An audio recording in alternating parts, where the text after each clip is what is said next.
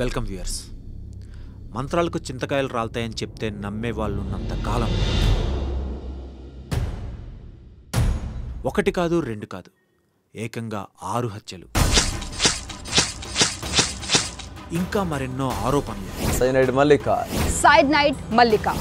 మల్లిక కేడి కేంపమ్మ. ఒక ఆమె మనుషుల బలహీనతను ఆధారంగా చేసుకొని హత్యలు చేయడంలో తనకంటూ ఒక ప్యాటర్న్ ఇన్వెంట్ చేసుకుంది.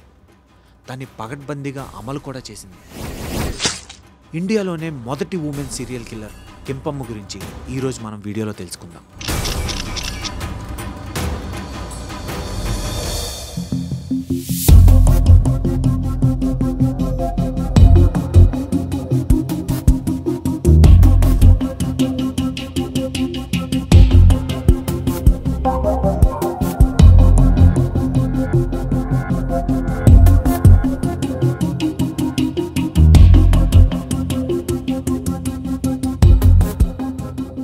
ఇలాంటి మరిన్ని ఇంట్రెస్టింగ్ వీడియోస్ కోసం మన స్పాట్ ఛానల్ని వెంటనే సబ్స్క్రైబ్ చేసుకోండి.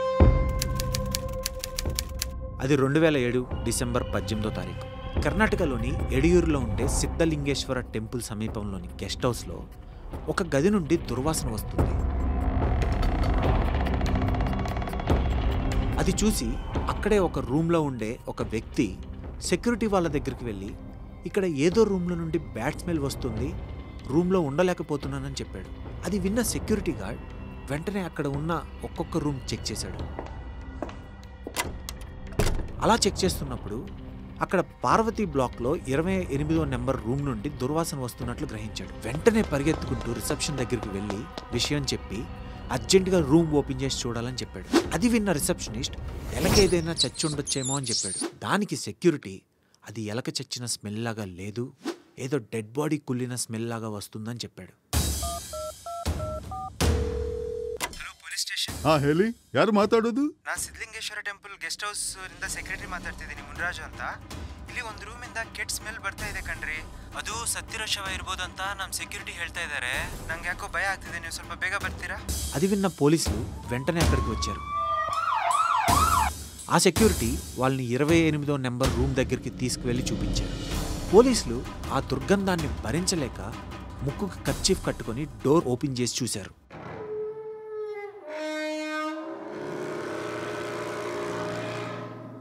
లోపల చూడగానే పోలీసులు షాక్ అయ్యారు.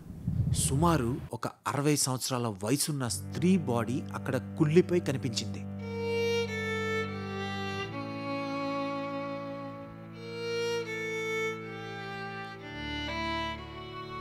వెంటనే ఫారెన్సిక్ డిపార్ట్మెంట్ ఫోటోగ్రాఫర్ని క్రైమ్ స్పాట్కి పిలిపించారు.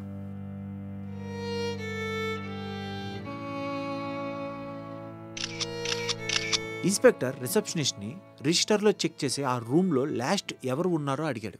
అప్పటికి 3 రోజుల ముందు అంటే డిసెంబర్ 15వ తేదీన 2 లేడీస్ ఆ రూమ్ని బుక్ చేసుకున్నట్లుగా తెలిసింది. అంతేకాదు, రూమ్ ఇచ్చే ముందు అడ్వాన్స్గా 80 రూపాయలు డిపాజిట్ తీసుకుంటాం, కానీ ఆ 2 80 రూపాయలకి బదులుగా 200 రూపాయలు ఇచ్చారు.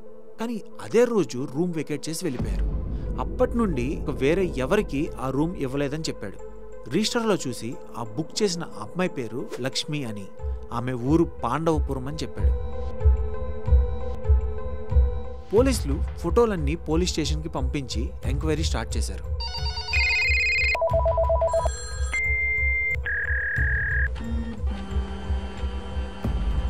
ఈ 2 రోజుల్లో ఏవైనా మిస్సింగ్ కేసులు రిజిస్టర్ అయ్యాయా అని తెలుసుకున్నారు. ಹಲೋ, ನಾನು ಯಡಿಯೂರು ಪೊಲೀಸ್ ಸ್ಟೇಷನ್ ಇಂದ ಇನ್ಸ್ಪೆಕ್ಟರ್ ಮಾತಾಡೋದು. ನಿಮ್ಮಲ್ಲಿ ಮಿಸ್ಸಿಂಗ್ ಕಂಪ್ಲೇಂಟ್ಸ್ ಏನಾದರೂ ರಿಜಿಸ್ಟರ್ ಆಗಿದೆಯೇನ್ರಿ? ಇಲ್ರಿ, ಏನೋ ಆಗಿಲ್ರಿ. ಹಲೋ, ನಾನು ಯಡಿಯೂರು ಸ್ಟೇಷನ್ ಇಂದ ಇನ್ಸ್ಪೆಕ್ಟರ್ ಮಾತಾಡ್ತಿದ್ದೀನಿ. ನಿಮ್ಮಲ್ಲಿ ಯಾವುದಾದ್ರೂ old age missing complaints file ಆಗಿದೆಯೇನ್ರಿ? ಇಲ್ಲ ಸರ್. అలా ఎంక్వైరీ స్టార్ట్ చేసిన కొద్దిసేపటికి అమృతూర్ పోలీస్ స్టేషన్ నుండి ఒక కాల్ వచ్చింది. ఇన్స్పెక్టర్ లైన్లోకి వచ్చి, సార్, మా స్టేషన్లో ఇప్పుడే అంజనప్ప అనే వ్యక్తి మిస్సింగ్ కేసు ఫైల్ చేశాడు. అతని తల్లి 3 రోజులుగా కనిపించడం లేదని చెప్పారు. ఆమె పేరు మునియమ్మ, ఆమె ఫోటో మీరు ఫ్యాక్స్ చేసిన ఫోటో దగ్గరగా ఒకేలా ఉన్నాయని చెప్పాడు. వెంటనే అంజనప్పని పిలిపించి పోస్ట్ మార్టం రూమ్లో ఉన్న బాడీని చూపించి ఐడెంటిఫై చేయమన్నారు.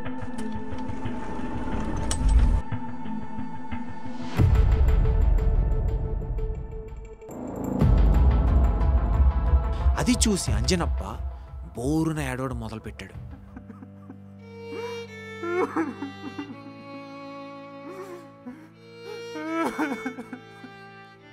బాడీ మునియమ్మదని పోలీసులకు అర్థమైంది.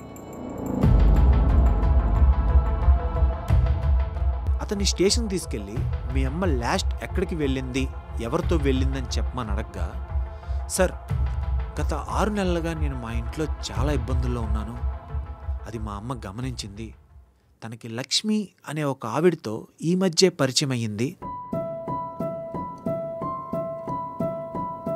నేను ఎప్పుడూ ఆ లక్ష్మి అనే వ్యక్తిని కలవలేదు, మా అమ్మ పదే పదే ఆమె గురించి చెబుతూ మండల పూజ చేయిస్తే మన సమస్యలు తీరుతాయని లక్ష్మి చెప్పినట్లుగా చెప్పింది, దానికోసం ఏదో గుడికి రమ్మని చెప్పిందట, ఆ గుడి పేరు నేను మర్చిపోయాను సార్, వెళ్ళే ముందు మా అమ్మ ఫోన్ తీసుకువెళ్ళడం మర్చిపోయింది, అందువల్ల నేను కాంటాక్ట్ కూడా చేయలేకపోయాను, వెళ్ళేటప్పుడు ఒక రోజులో వస్తానని చెప్పింది, 2 రోజులు అయినా సరే రాకపోయేసరికి కంప్లైంట్ ఇచ్చానని చెప్పాడు. అది విన్న పోలీస్ లక్ష్మి కాంటాక్ట్ నెంబర్ మీ దగ్గర ఉందా అని అడిగాడు. నా దగ్గర లేదు, బహుశా మా అమ్మ మొబైల్లో ఉండవచ్చు అని చెప్పాడు. వెంటనే పోలీసులు అంజనప్పని అతని తల్లి మొబైల్ తీసుకురమ్మని పంపించారు. అతను వెళ్ళిన తర్వాత పోలీస్ ఆలోచిస్తుండగా ఒక న్యూస్ అతన్ని షాక్కి గురిచేసింది. ఈరోజు జరిగినట్టే సేమ్ ప్యాటర్న్లో ఆల్రెడీ ఇలాంటి మర్డర్స్ గత కొన్ని రోజులుగా గుళ్ళల్లో స్త్రీలని పగడ్బందీగా హత్య చేస్తున్నట్లు ఆర్టికల్ వచ్చింది. అంటే తను ఈరోజు నమోదు చేసింది మామూలు కేసు కాదు, ఒక సీరియల్ కిల్లర్ కేస్ అని మనం పోలీస్ ఆఫీసర్కి అర్థమైంది. వెంటనే ఆ గుడి దగ్గర ఉన్న గెస్ట్ హౌస్ రిసెప్షన్కి వెళ్ళి ఆ రోజు రూమ్ నెంబర్ 28 పక్కన ఉన్న రూమ్ నెంబర్స్ అంటే 27, 29 రూమ్స్లో ఉన్న వారి వివరాలను తీసుకొని వాళ్ళని స్టేషన్కి పిలిపించాడు. ಹಲೋ ಕಾರ್ತಿಕ್. ಹೇಳಿ. ಹಲೋ ಸೋಮೇಶ್. ಹೇಳಿ. ಹಲೋ ಮಂಜುಳಾ ಅವರೇ. ಹೇಳಿ. ನೀವೆಲ್ಲರೂ ಒಂದ್ಸಲ ಸ್ಟೇಷನ್ಗೆ ಬಂದು ಸಾಹೇಬ್ರನ್ನ ಭೇಟಿ ಆಗ್ಬೇಕ್ರಿ. అదే టైంలో అంజనప్ప తన తల్లి మొబైల్ తీసుకొని స్టేషన్కి వచ్చాడు. కాల్ డేటా అనలైజ్ చేయడం స్టార్ట్ చేశారు. అదే టైంలో రూమ్ నెంబర్ 28 అటు ఇటు ఉన్న రూమ్ నెంబర్ 27, 29లో ఉన్న వాళ్ళతో ఆ 28 రూమ్లో ఉన్న వ్యక్తి మొహాన్ని గుర్తున్నంత వరకు చెప్పగా ఒక ఆర్టిస్ట్ చేత స్కెచ్ గీయించారు. ఈలోపు కాల్ డేటాలో ఒకే నెంబర్ నుండి అదే రోజు 2 కాల్స్ వచ్చినట్లు గుర్తించి ఆ నెంబర్ని ట్రేస్ చేస్తే ఆ నెంబర్ స్విచ్ ఆఫ్ వచ్చింది. The subscriber is currently switched off. ఆ నెంబర్ లాస్ట్ యాక్టివ్గా ఉన్న లొకేషన్ చెక్ చేస్తే కర్ణాటకలోని తుంకూరులో ఒక చిన్న టెంపుల్ దగ్గర చూపించింది. పోలీసులు ఆ టెంపుల్ దగ్గరికి వెళ్ళి చూస్తే అక్కడ ఉన్న ఆ చిన్న టెంపుల్ చాలా నిర్మానుష్యంగా ఉంది.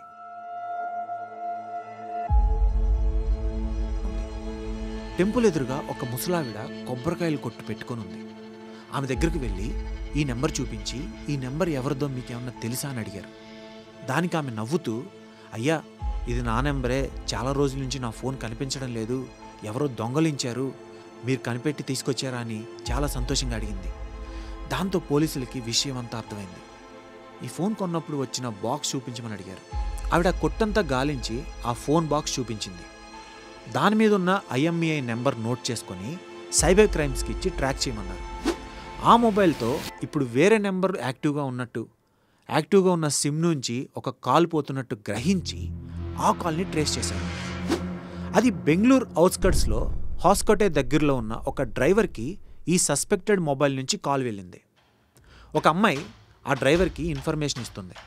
రేపు ఉదయం కరెక్ట్గా 7 గంటలకి ಬೆಂಗಳೂರುలో ಪ್ರೈವೇಟ್ ಬಸ್ ಸ್ಟ್ಯಾಂಡ್ಗೆ ರಮ್ಮని చెప్పి ಕಾಲ್ ಕಟ್ చేసింది. ನೀನು ನಾಳೆ ಬೆಳಗ್ಗೆ 7 ಗಂಟೆಗೆ ಕರೆಕ್ಟಾಗಿ ಕೈಲಾಸಿಪಾಳ್ಯ ಬಸ್ ಸ್ಟ್ಯಾಂಡ್ಗೆ ಬಾ, ನಾನು ಇಲ್ಲಿ ನಿನಗೋಸ್ಕರ ವೆಯ್ಟ್ ಮಾಡ್ತಾ ಇರ್ತೀನಿ. ఈ ఇన్ఫర్మేషన్తో పోలీసులు మర్నాడు 7 గంటలకి మఫ్టీలో అక్కడికి వెళ్ళి వెయిట్ చేశారు. వాళ్ళ దగ్గర పోలీస్ స్టేషన్లో పక్క రూమ్ వాళ్ళ సహాయంతో గీయించిన ఊహా చిత్రం ఉంది.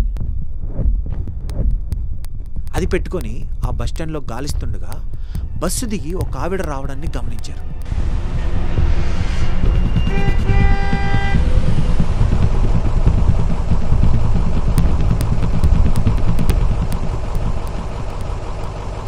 ఆమె చేతిలో ఉన్న బ్యాగ్ చాలా డిఫరెంట్గా ఉంది. పోలీసులు ఆమెను ఫాలో చేశారు. అలా నడుచుకుంటూ ఆమె దగ్గరలో ఉన్న ఒక మొబైల్ షాప్కి వెళ్ళి తన దగ్గర ఉన్న మొబైల్ చూపించి ఈ మొబైల్కి మీరు ఎంత రేట్ ఇవ్వగలరు అని అడిగింది.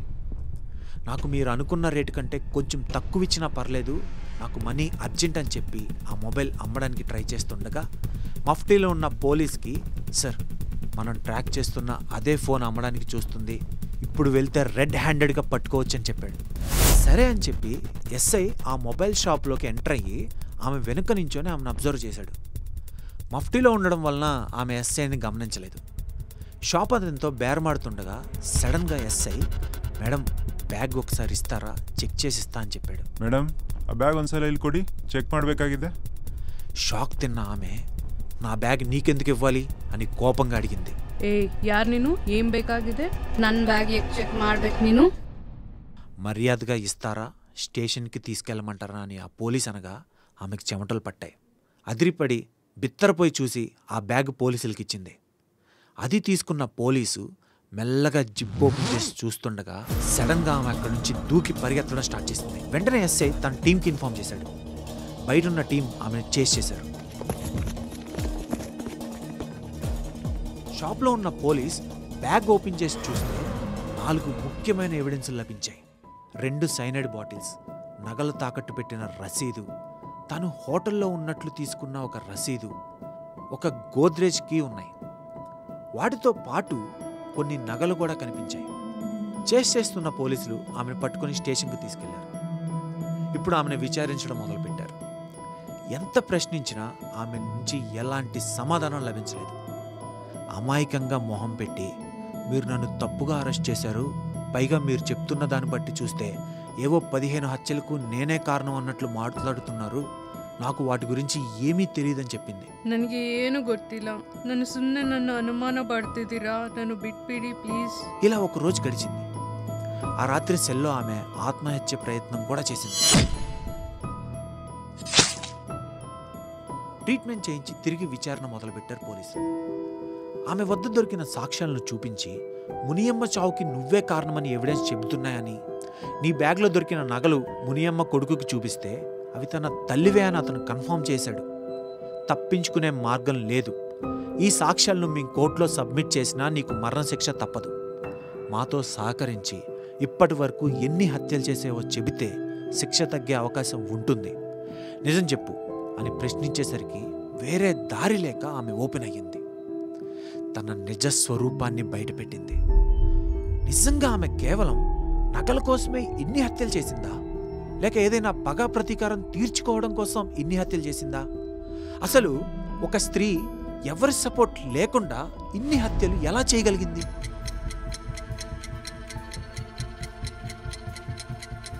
హత్యలు చేయడంలో ఆమె ఎన్నుకున్న ప్రక్రియ విన్న పోలీసుల్ని షాక్ గురిచేసింది.